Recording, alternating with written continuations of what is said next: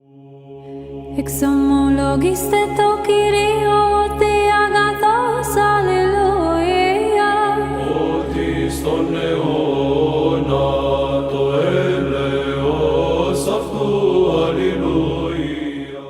As normal, Bob, thank you very much, but it would be great to have a debate with you in regards to what is equity, what is fairness and what is justice, because that's very subjective, but I'm going to leave you alone. I know you want to prepare, so when do you start your debates and what will it be on? Today, well, I'll start now.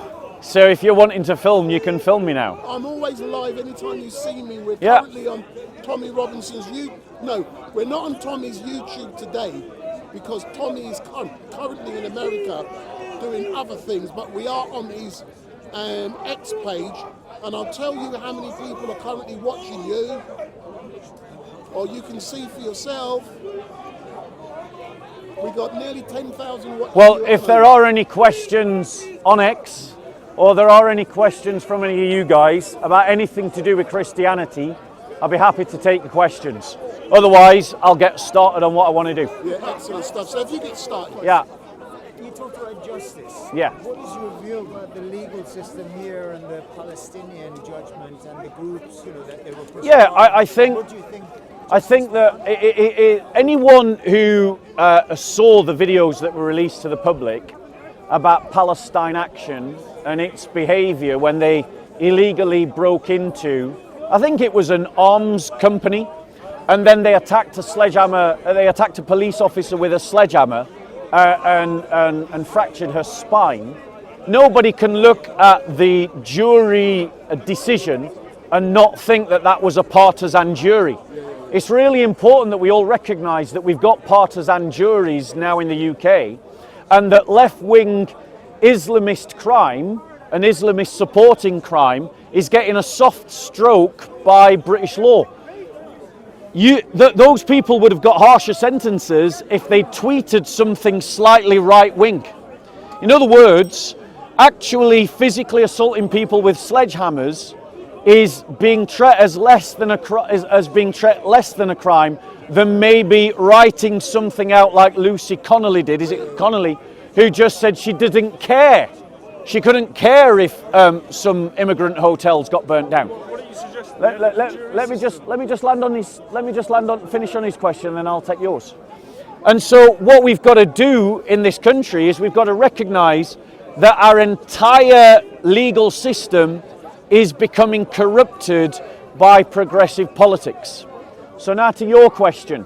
Do I believe in the end of the jury system? No, I don't.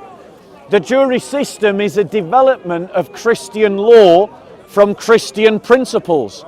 It's written there in the Magna Carta. It's a 13th century document written by the church that negotiated a peace between the people and the king, in which the king submitted to the principle, the Christian principle, that even the king should be subject to law, and that each one of us should be judged by a group of our peers.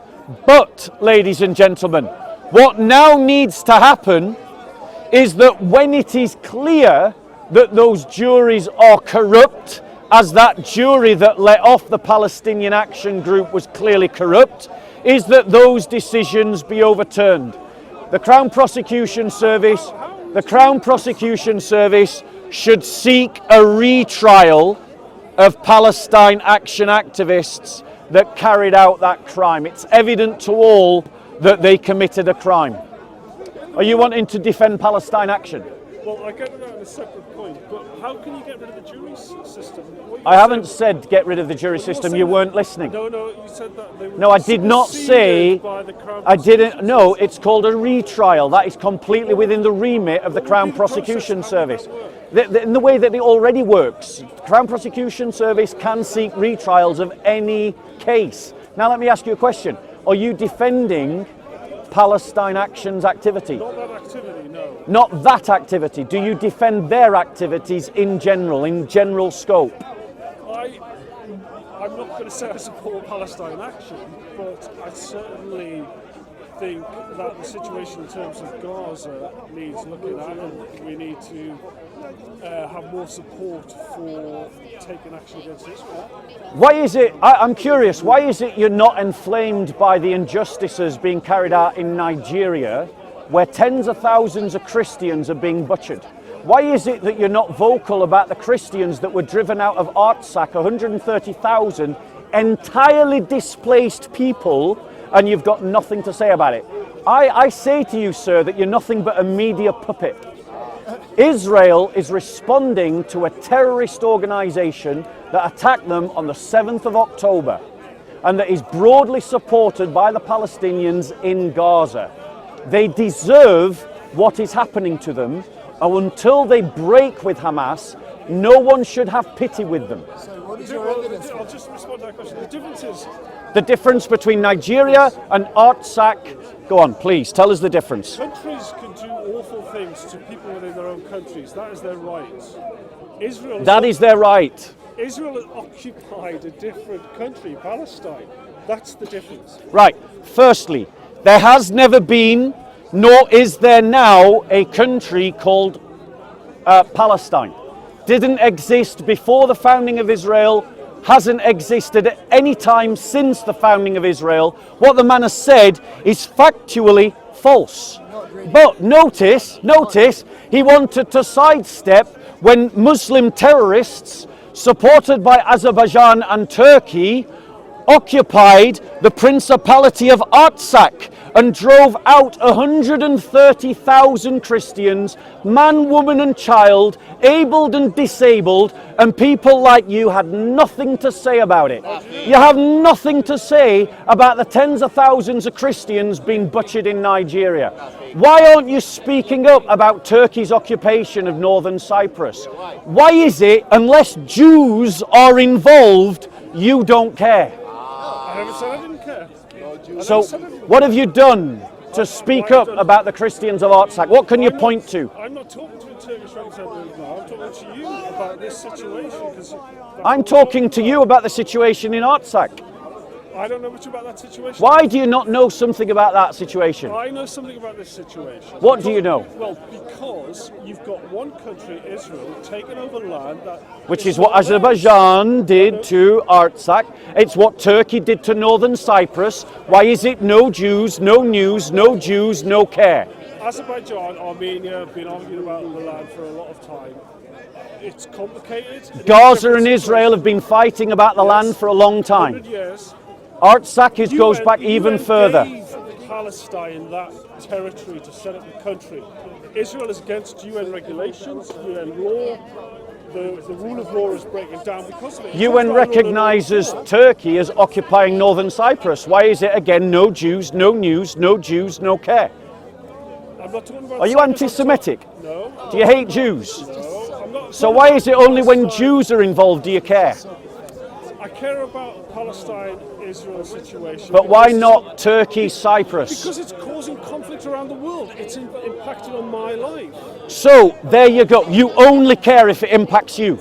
So basically, if Christians started causing you trouble about Cyprus, you'd care about Cyprus. Yes. Did you all hear that, Christians? You need to be more in the face of liberals like this about what's going off in Cyprus. Right. So, I've got some very right-wing views and some very left-wing views. so let's go back to this hypocrisy, this liberal hypocrisy. Do you support what Hamas did on October the 7th? Right.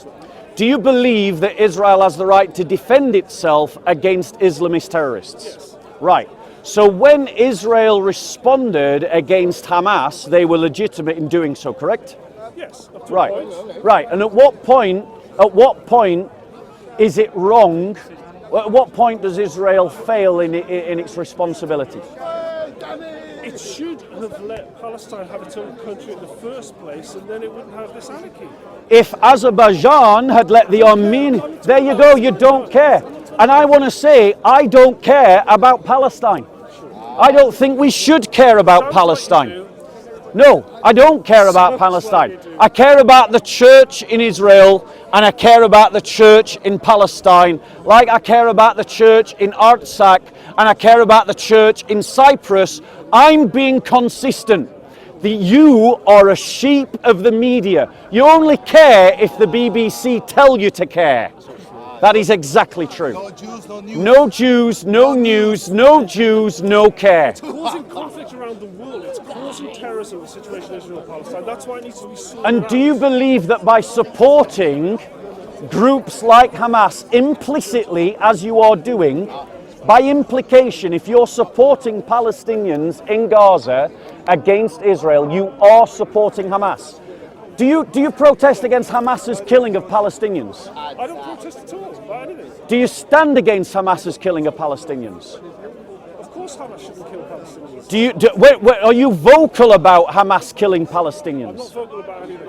You're not vocal about anything unless it's condemning Israel. No, I'm saying Israel, That's what you've just done. Israel is wrong in what they're doing. What about what's Hamas doing? Shouldn't do that either. Shouldn't do that either. Right. So we all agree that there's fault on both sides. If Israel didn't occupy Palestine, a lot of this would There have, is a no- lot of people would have more sympathy there's- with Israel if it didn't occupy Israel gave up Gaza decades ago. Still controls They it. removed themselves completely, and the Gazans had the chance to build a flourishing society. Instead, due to the corrupt Islamist militias that dominate Gaza and killed the supporters of the Palestinian Authority in Gaza and oppressed the Christians inside Gaza, they took the international money and they built pipe bombs and rockets, right? And you don't care about any of that. I care because it impacts No, you only care because the BBC and the Guardian tell you to care. And it is exposed that you have no compassion in your heart because you're silent about persecuted Christians around the world, in Artsakh, in northern Cyprus, in Nigeria. Okay, how do I know? Show me any tweet, any social media post or any video, like we're going to be able to show you a video of you speaking out about Israel. Show me anything that you've done to speak up for persecuted Christians. Anything. Go on. I'm bothered about Israel Palestine. Did you see that? Nothing. It impacts Nothing. on me. Nothing. What happens in Cyprus doesn't impact on me. So, Christians, I hope you're all learning the lesson. We need to make the issue of Muslim persecution of Christians impact his life and impact the lives of people like him, because only when you make the persecuted church impact his life, inconvenience his life, will he begin to care about it. When will you learn, Christians? When will you learn? Go on, madam. So I have one question which is actually more into local. I'm coming back to you. I'm coming back. Yeah, go on. So you were saying that Christianity has to be defended and everything, but when you see into London, into the United Kingdom, what's going on right now with the Kuni gangs, where is the Church of England speaking up against that? Yeah, it's a fantastic question. Why isn't the Church of England speaking up about Muslim grooming gangs who are raping little children? I'll tell you why. I'll tell you why. Because the liberal Church of England is a fearful organisation that is wedded to the liberal establishment of this country, and it does not fit the liberal establishment of this country to tackle the issue of Muslim grooming gangs. And that is why, ladies and gentlemen, that is why they are currently deleting court records to cover up the fact that many Labour Party aficionados and many members of the establishment have been thoroughly in bed with the national rape of English working class children, ladies and gentlemen. And the Church of England bishops, for being so quiet, are utterly cowardice. The church should not fear to pick sides in fights for justice. And that's what the church needs to do today. Okay. Go on, madam.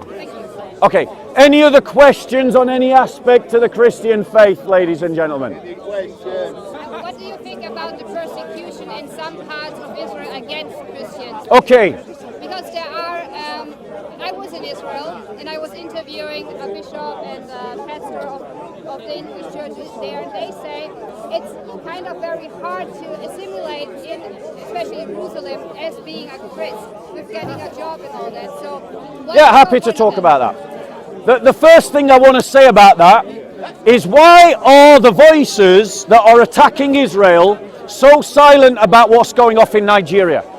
The plight of Christians in Nigeria is far bigger and far more serious than the plight of Christians in Israel. The plight of Christians in Artsakh, Armenia is far bigger and far more serious than the plight of Christians in Israel. The plight of Christians in Syria is far bigger and far more serious than what is happening in Israel.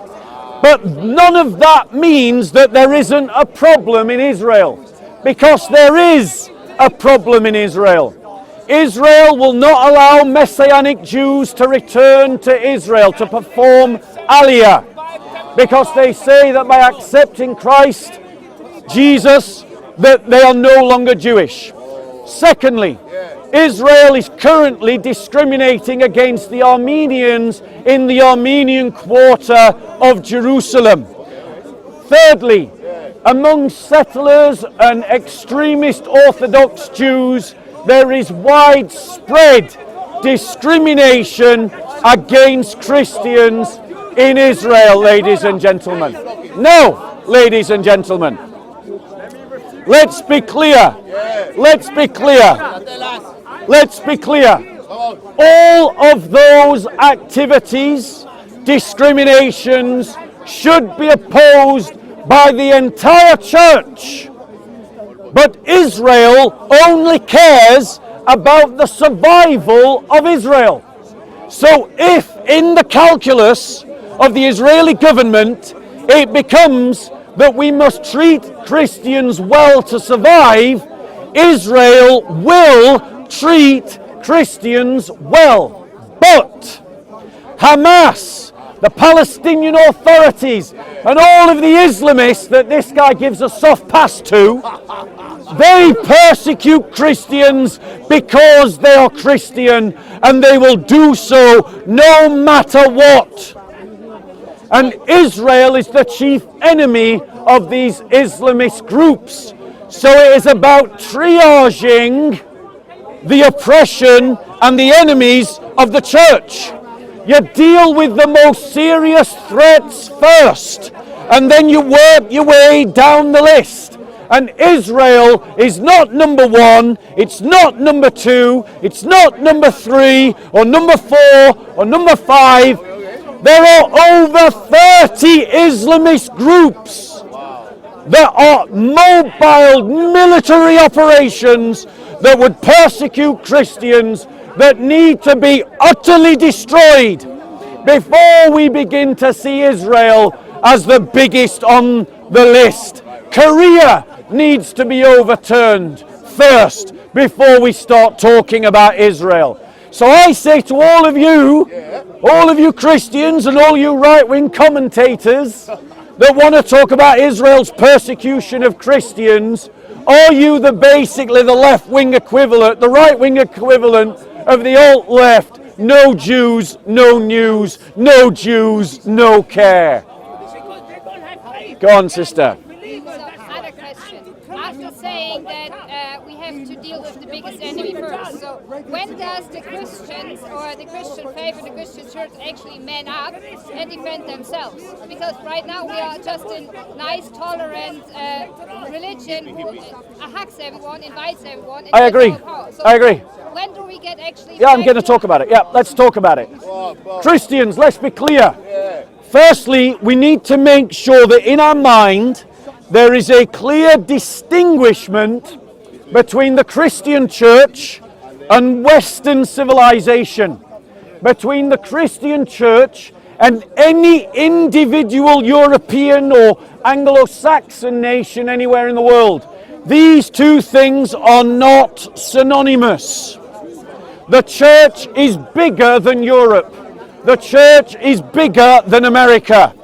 the church is bigger than the English-speaking world or the French-speaking world. Ladies and gentlemen, the sister raises a good point. When are we Christians going to stand up for ourselves? I'll tell you when. When you stand up for yourselves. Put your hand up if you consider yourself a Christian. When you start to stand up for yourselves, that is when the church starts to stand up for itself. Think about what we're seeing. The failure of Pentecostal and Protestant Christianity in Nigeria to organize and mobilize the Nigerian church to defend Nigerian Christians, or to mobilize and organize Christians from around the world, Protestant or not, to defend the church in Nigeria. And don't think Orthodox you're any better. Look what happened to Armenia. Look what happened to Artsakh. And don't think Catholics that you're any better, because look what has happened to Lebanon and the Maronite Christians there. Every Christian tradition is guilty of the same weakness, the same lack of commitment to the universal body of Christ, above nation, above civilization, above, ladies and gentlemen, ethnicity, above, ladies and gentlemen, your particular brand of politics. As Christians, we need to organize. Nothing is achieved without organization to defend the Christian church abroad and at home. And that means that every Christian man should start to learn self-defense. It should be a normal part of Christian discipleship that Christian men are not just whipped into shape spiritually, but they are whipped into shape physically, so that they can stand up for their communities, that they can stand up for their congregations, so that we can stand up for our own people against all enemies of the church. So the question is Jesus a pacifist? No. In John chapter 2, Jesus makes himself a whip and he drives out the money changers and the animals, and he overturns their tables. No one who does such a thing could be described as a pacifist, and anyone who says that he is simply doing eisegesis, not doing exegesis, ladies and gentlemen. If you heckle again, I won't take any questions from you. Wait your turn. Ladies and gentlemen, as Christians, we have received from our churches a watered down, milquetoast, toy-like faith that encourages you to be weak soy boys, limp-wristed Christians, hippies. That's not true to Scripture. It is not true to the apostolic faith.